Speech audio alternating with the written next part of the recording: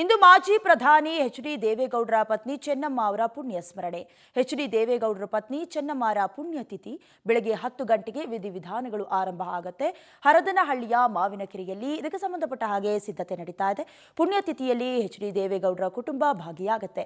ಮಾವಿನಕೆರೆಯಲ್ಲಿ ಜನರಿಗೆ ಊಟದ ವ್ಯವಸ್ಥೆಯನ್ನ ಕಲ್ಪಿಸಲಾಗಿದ್ದು, ಹಾಸನ ಜಿಲ್ಲೆಯ ಹರದನಹಳ್ಳಿಯ ಮಾವಿನಕೆರೆಯಲ್ಲಿ ಎಲ್ಲ ವಿಧಿವಿಧಾನವೂ ಕೂಡ ನೆರವೇರುತ್ತೆ. ಈಗಾಗಲೇ ಈ ಹಿಂದೆ ತೀರಿಕೊಂಡಿದ್ರು 11 ದಿನದ ವೈಕುಂಠ ಕಾರ್ಯ ಏನಾಗುತ್ತೆ ಅದು ನಡೀತಾ ಇದೆ. ಸದ್ಯ ಅಲ್ಲಿನ ಜನರು ಅಥವಾ ಆಪ್ತರು, ರಾಜಕೀಯ ವ್ಯಕ್ತಿಗಳೆಲ್ಲರೂ ಕೂಡ ಈ ಕಾರ್ಯಕ್ಕೆ ಭಾಗಿಯಾಗ್ತಾರೆ.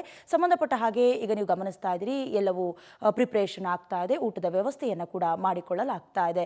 ಈ ಹಿಂದೆಯೂ ಕೂಡ ಸಕಲ ಸರ್ಕಾರಿ ಗೌರವಗಳೊಂದಿಗೆ ಚೆನ್ನಮ್ಮ ಅವರನ್ನ ಬೀಳ್ಕೊಟ್ಟಿದ್ವು. ಈಗ ಅದಕ್ಕೆ ಸಂಬಂಧಪಟ್ಟ ಹಾಗೆ ಕೆಲ ಕಾರ್ಯಗಳನ್ನು ಹಮ್ಮಿಕೊಳ್ಳಲಾಗಿದೆ. ಇನ್ನು ಇದೇ ವಿಚಾರಕ್ಕೆ ಸಂಬಂಧಪಟ್ಟ ಹಾಗೆ ಹೆಚ್ಚಿನ ಡೀಟೇಲ್ಸ್ ಅನ್ನ ದೂರವಾಣಿ ಸಂಪರ್ಕದ ಮೂಲಕ ಕೊಡ್ತಾರೆ ನಮ್ಮ ಪ್ರತಿನಿಧಿ ಸಚಿನ್. ಗಮನಿಸ್ತಾ ಇದ್ವಿ, ಒಂದಷ್ಟು ಪ್ರಿಪರೇಷನ್ ಆಗಿದೆ. ಸೊ ಎಷ್ಟು ಜನರಿಗೆ ಊಟದ ವ್ಯವಸ್ಥೆ ಮಾಡಿಕೊಳ್ಳಲಾಗಿದೆ, ಜೊತೆಗೆ ಭದ್ರತೆ ಯಾವ ರೀತಿ ಏರ್ಪಾಡಾಗಿದೆ ಸಚಿನ್?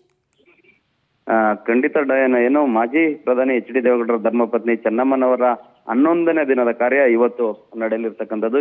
ಇದಕ್ಕಾಗಿ ಈಗಾಗಲೇ ಎಲ್ಲಾ ರೀತಿಯಾದ ಸಿದ್ಧತೆಗಳನ್ನು ಕೂಡ ಮಾಡಿಕೊಳ್ಳಲಾಗಿದೆ. ಸುಮಾರು ಒಂದು ಟೆಂಟ್ ನಲ್ಲಿ 1,500 ಜನದ ಒಂದೇ ಪಂಕ್ತಿಯಲ್ಲಿ ಊಟ ಮಾಡಲಿಕ್ಕೆ ಆ ರೀತಿಯ ಒಂದು 7 ಟೆಂಟ್ಗಳನ್ನ ನಿರ್ಮಾಣ ಮಾಡಿರ್ತದೆ. ಅಂದ್ರೆ ಒಂದೇ ಬಾರಿಗೆ 25,000 ಜನ ಊಟ ಮಾಡಲಿಕ್ಕೆ ವ್ಯವಸ್ಥೆ ಮಾಡಿರ್ತಕ್ಕಂಥದ್ದು. ಅಷ್ಟೇ ಅಲ್ಲದೆ VIP-ಗಳಿಗೆ ವಿಶೇಷ ಏನು ಸ್ಥಳವನ್ನ ಕೂಡ ನಿಯೋಜನೆ ಮಾಡಿರ್ತಕ್ಕಂಥದ್ದು. ಒಟ್ಟಾರೆಯಾಗಿ ಈ ಒಂದು ಕಾರ್ಯಕ್ರಮಕ್ಕೆ ಯಾವುದೇ ರೀತಿ ಅಹಿತಕರ ಘಟನೆ ನಡೆಯದಂತೆ ಬಿಗಿ ಪೊಲೀಸ್ ಬಂದೋಬಸ್ತನ್ನ ಪೊಲೀಸ್ ಇಲಾಖೆ ಮಾಡಿರ್ತಕ್ಕಂಥ ಸುಮಾರು 2,000ಕ್ಕೂ ಹೆಚ್ಚು ಪೊಲೀಸರು ನಿಯೋಜನೆ ಮಾಡಿರ್ತಕ್ಕಂಥದ್ದು. 4 ಜನ SP-ಗಳು, DYSP-ಗಳ ನೇತೃತ್ವದಲ್ಲಿ 2,000ಕ್ಕೂ ಹೆಚ್ಚು ಪೊಲೀಸರು ನಿಯೋಜನೆ ಮಾಡಿರ್ತಕ್ಕಂಥದ್ದು.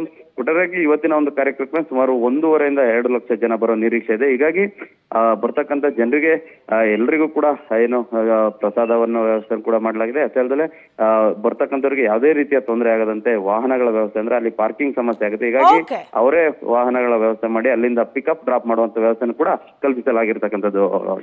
ಧನ್ಯವಾದಗಳು ಸಚಿನ್, ಮೇಲೆ ಡೀಟೇಲ್ಸ್ಗಾಗಿ.